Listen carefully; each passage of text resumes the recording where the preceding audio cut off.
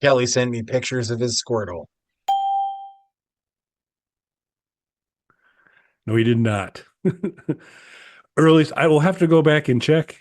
If this may have been the quickest ones where the lie counter was incremented. You know, this may be, you may have set yourself a new record, sir. Congratulations. Breaking down barriers. That's right. If you guys haven't figured it out, we're here to talk about Pokemon Snap. This is a game for Nintendo 64. There is apparently a remake for Switch. Have you played the Switch remake, sir? I have not. Um, it I'm sure it'll be visually cooler, and so there'll be some aspects of it. But as we get through the review, folks will find out. I consider this a pretty great game, pretty well Yeah, that's executed. my top line on this is interesting because this falls into a category like Beetle Adventure Racing for me. When I started to kind of look into Nintendo 64 stuff, this is on a lot of people's list of best games and games you need to check out. And it's one of those ones that I probably wouldn't have on my own, but seeing on these lists and then asking Kelly, who's my, expert chirping me through the Nintendo 64 world, he's a big fan of it. So I decided to pick this up and I got it at a really reasonable price. I got off DK Oldies. It was about 20 bucks. So I mean, for a game that obviously has a big fan base, this wasn't super expensive or anything. And as soon as I put it on, I got into it. I gotta give you guys a little spoiler there. And I'm not a Pokemon person. For anybody who watched the original incarnation of the show when we started off just doing recommendations that we'd share for each other, Pokemon Go was one of those. And if anybody had watched that episode, you would know that my entirety of my Pokemon experience was to spite somebody. Was never a Pokemon fan before or after that. So this is my second foray into the Pokemon world, and this one's definitely going to stick because Pokemon Go lost some of its luster once the other person wasn't spiteable. Is that a word Sure, it anymore at is. that point? You said it. It's the word. so, so I mean, this one's going to stick around though. I'm really enjoying it so far. I haven't spent a ton of time with it, but I'm really, really enjoying the game. Yep. Yep. Yeah, and so as a reminder, folks, when we do we use the scientific panda-based system, which is 1 to 5 pandas for 5 categories, and those categories are fun factor, how fun is the game to play, controls, it's somewhat self-evident, difficulty, replayability, and visual appeal. So those will be the kind of 5 categories, and we'll score them up, and then we will include in the description how it fell in the rankings. But what I have found on our past review shows is if I try and do real time math, although I think I'll find a piece of paper and I'll write them down as we go this time. So folks, forgive me for doing that. But I don't think out of, I don't know, we've done probably about 5 or 6 of these reviews. I'm batting about 50% and getting the math right in my head. It goes, well, that means Mike's the score. That's what I'm always off, and I got to dub over what we say and all that. But we'll work One on time that. I think he said like 107. I'm like, oh, Yeah, that's not even and I possible. should have known that was low, and so we needed to. So we'll see. And surprisingly too, I think for the most part, we're usually kind of in line as well. Yeah, I think um, beyond the fact that you really, really, even though I don't know how you overcame not having the handlebars, you're a big Paperboy fan.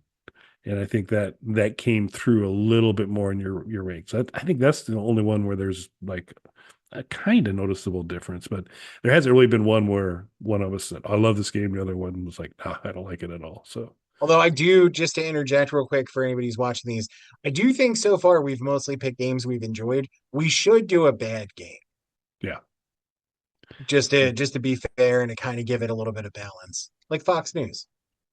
yeah, that's that. Thought you were gonna say Star Fox for a second. I was like, wait a second. I hope that's not a bad game. I just No, no, got it. fair and balanced, fair and balanced. But Yeah, yeah, we should do it. We've mostly done, and I think that's just because we enjoy talking about the stuff. So we want to talk about the stuff that we enjoy and that we like. We want to share that with each other and with you guys. But I do think just, we should do a bad one just to kind of give people that baseline. that's fair. Yeah, a lot of options out there, so Yeah. we can do that one. But fortunately, we're going to do one we like this time, and I'm super glad that you enjoyed it because it is. I mean, it's a very different thing, Yeah. and but it's not. Well, we'll get into the review. We'll hit on all these things about it there. So fun factor. Starting off with fun factor. Um, I'm gonna go. I'm gonna go four because I'm gonna save some of my fives for later. But it's a strong four. This is a really fun game. It's enjoyable. It For those of you not familiar with the game, you're kind of it's kind of a on rails game to a degree. You're going through a fixed path through different environments and where the Pokemon are, and some are easy to spot. Some you got to sometimes take actions. You can throw apples to get them to kind of come out and do some things, and you've got basically the ability to 360 spin.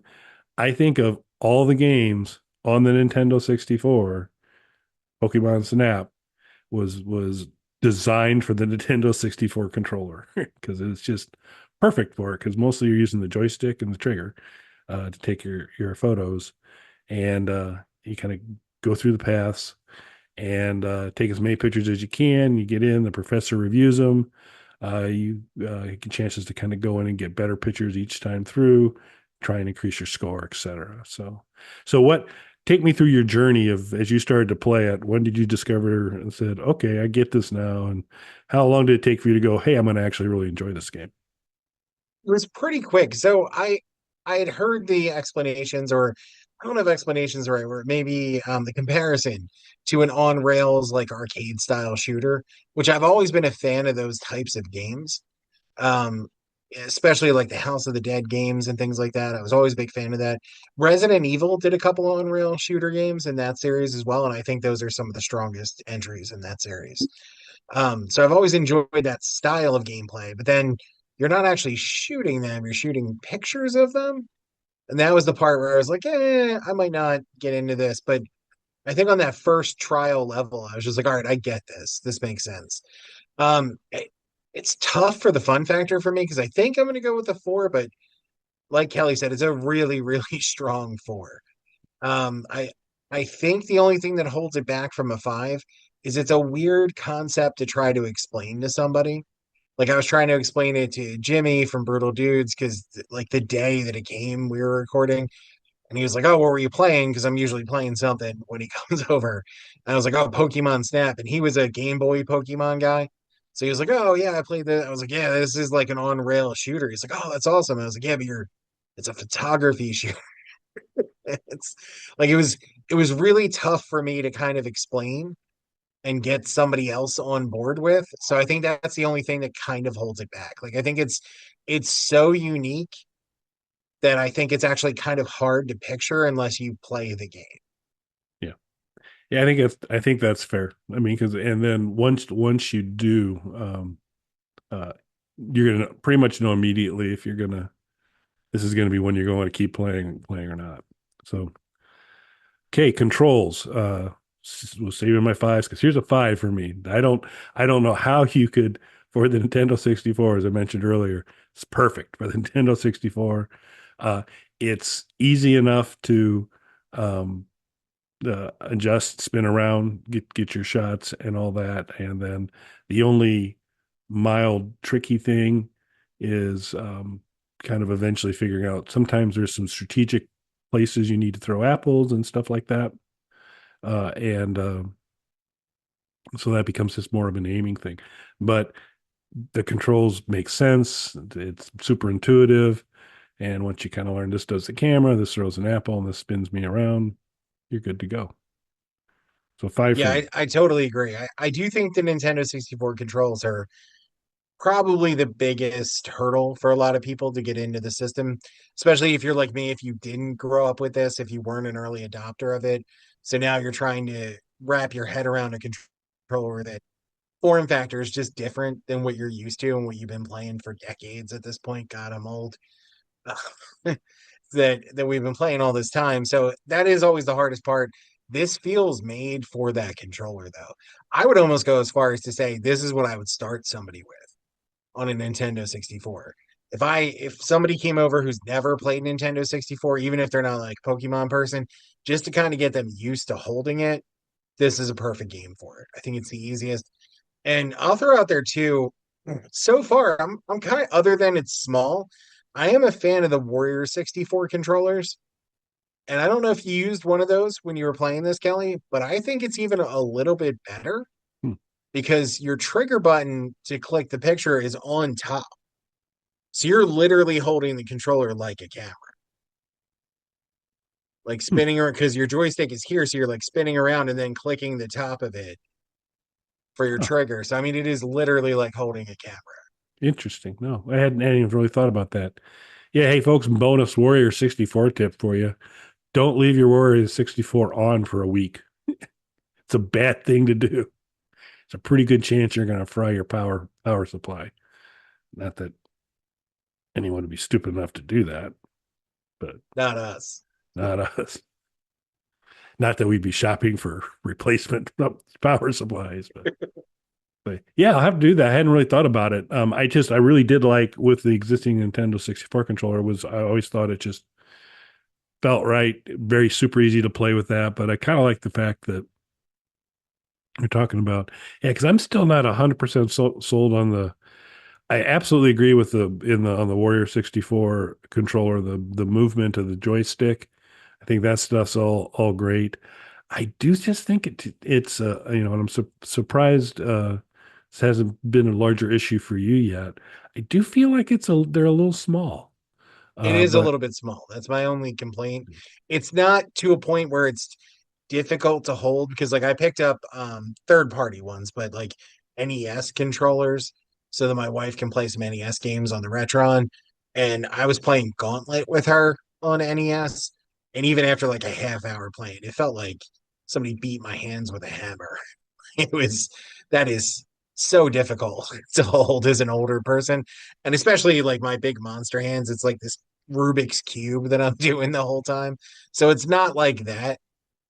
I do wish it had more of the size of a regular Nintendo 64 controller. But I love the longer cord because the game room's not that big. So I mean you could go anywhere in the game room and play it without needing any kind of a wireless adapter. And also, particularly with this game, because the trigger's on the top, like I said, it is really like holding a camera while you're playing, which I thought was pretty cool. That was because I started with that. That was the first thing that came to mind. I'm like, oh, this is really like I'm holding the camera. yeah, I hadn't thought about that. I'm gonna have to try that out. So you were a 5 hand on that too then? Yeah, Okay. 5.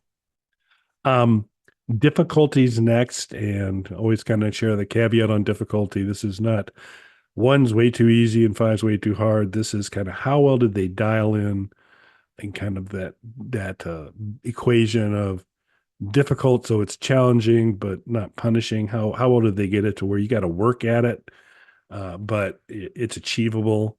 It's not brutally difficult and all those types of things. So it's just kind of dialing that in the right way. Uh, where these impossible games to complete, those are the ones of the world. I put this at a 4 as well. I think it um, you can't just knock it off on the first time through. There's very unlikely you will as part of the value of this game. Spoiler to the coming up replayability thing. Somebody might do pretty well in here because you start to go, oh, let me try it this way, or I got I bet you I can get a better picture of that. So the difficulty is it's reasonable to do that. There are a few to kind of get every Pokemon you can get. And there's sometimes one or two pretty arcane things that you've got to do to get them. And you either figure it out or you go to the internet and you learn what you need to do. But so I go with the 4 pandas on difficulty. Yeah, I'm with Kelly again. I'm gonna go with 4. I do think, jumping into it, it's easy enough that a younger player who, Pokemon was definitely geared towards when it came out. I mean, now everybody who grew up with Pokemon is my age, but Pokemon was definitely geared towards a younger crowd when it first came out. So I feel like I don't think this is something that my niece had played or anything like that, but I feel like she could pick it up and play it pretty easily. But to Kelly's point, there's a lot of replayability and draw for somebody who's old like me, because you're going to want to come back and you want to get better pictures and try different things and stuff like that. Spoiler on the replayability, but I do think it's dialed in really well where kids could just pick it up and play the game for a while, but there's enough challenge and replay value to pull back more serious players, Yep. aka old like me. Yeah, there you go. Yeah, and you bring up a really good point. This is so. Let's say you've got, for whatever reason, a bunch of younger kids coming over that you want to keep their grubby little mitts off your higher end gaming system or all that, but they want to play video games.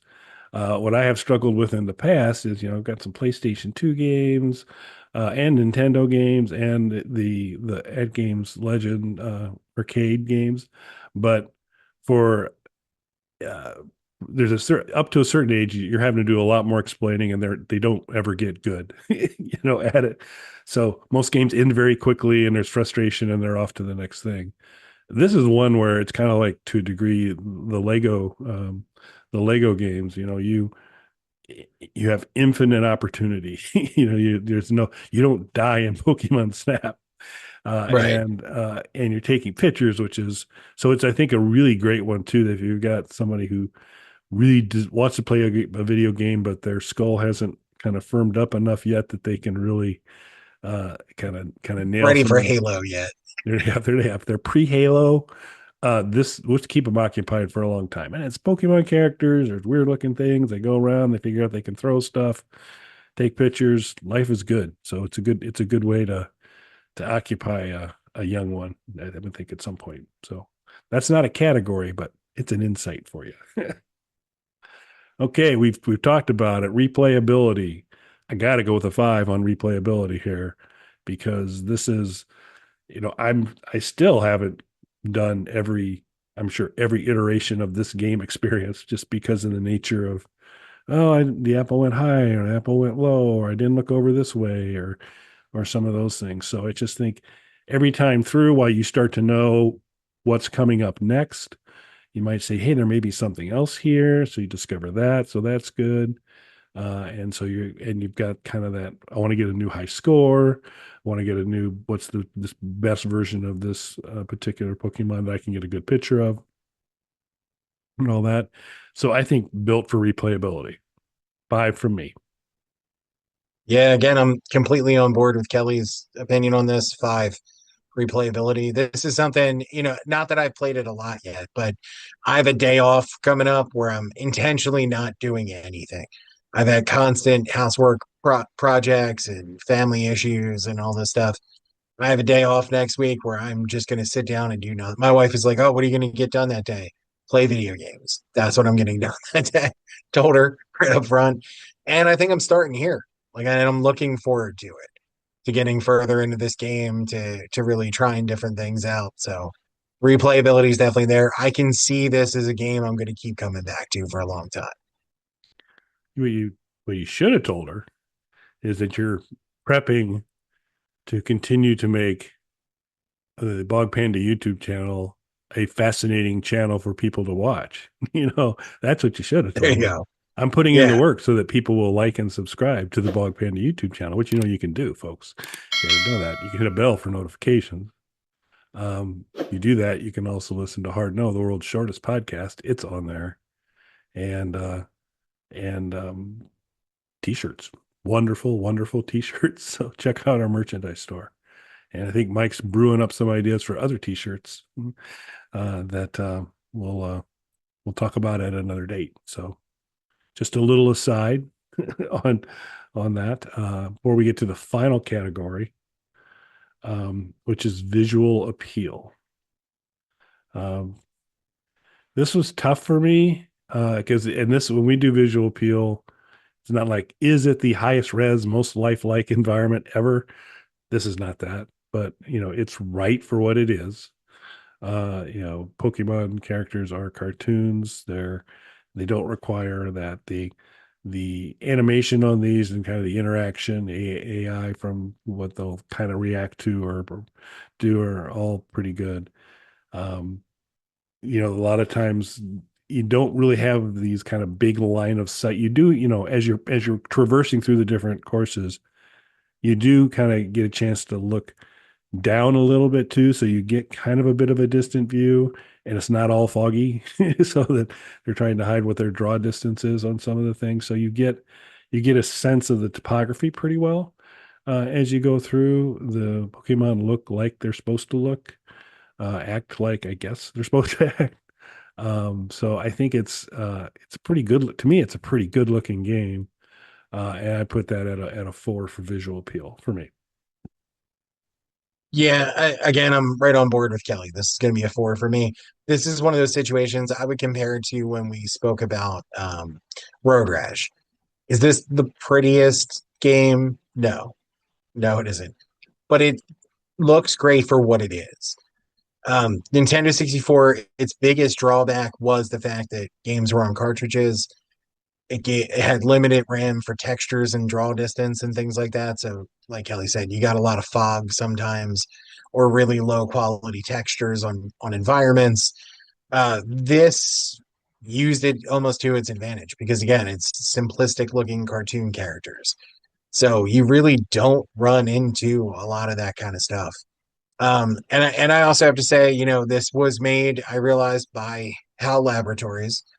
So they made my favorite RPG as a child, which was Vegas Dreams, the gambling role-playing game for children. So it gave me an opportunity to resurrect my stock character from from the Vegas series and bring him into the Pokemon universe as well. So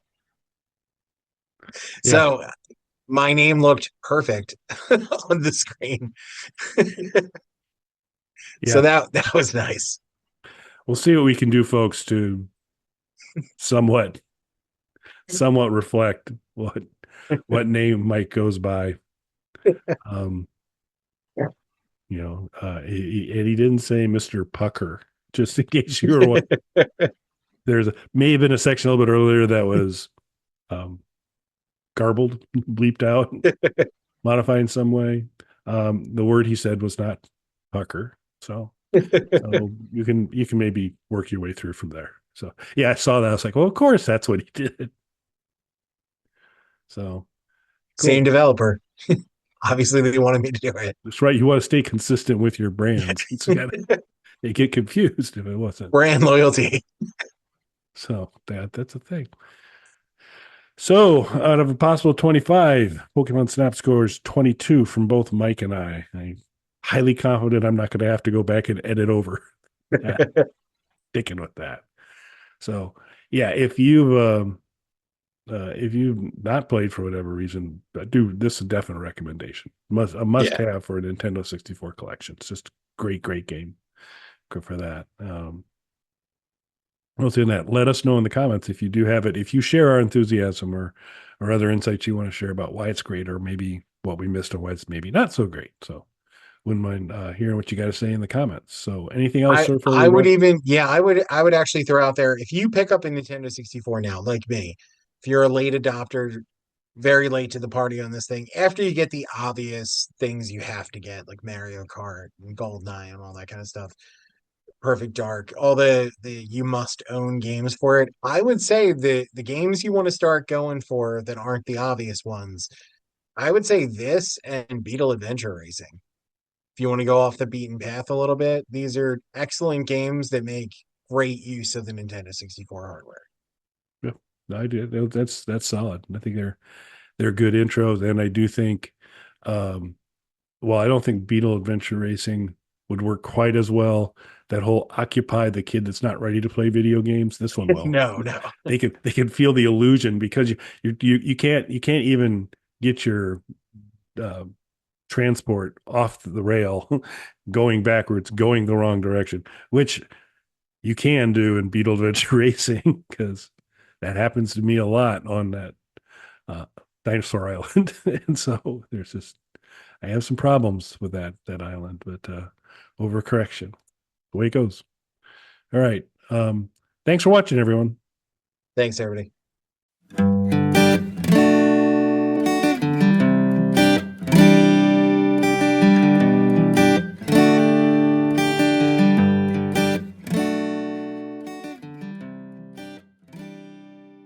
Bog Panda.